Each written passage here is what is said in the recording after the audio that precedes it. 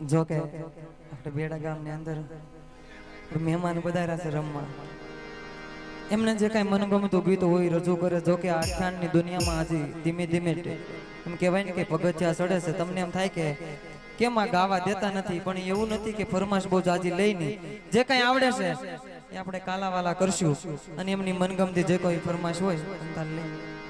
જાગો જાગો કૃષ્ણ કનૈયા, કાંઈ વાત સુર આપો.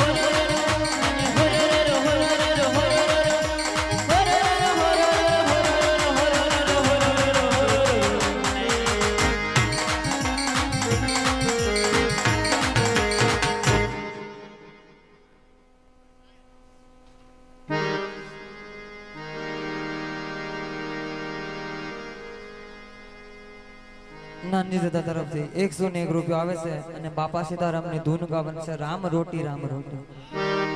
જો કે બગદાણાની પ્રસાદી બધાય લીધી હોય ને રામનાથ બાપાના આશ્રમની પણ બધાય પ્રસાદી લીધી હોય તો ભાઈઓ બહેનોને બધાને વિનંતી કરું કે બે હાથ ઊંચા કરી અને તાળી પાડવાની છે ને તાળી પાડવામાં શરમ ન રાખવાની હોય.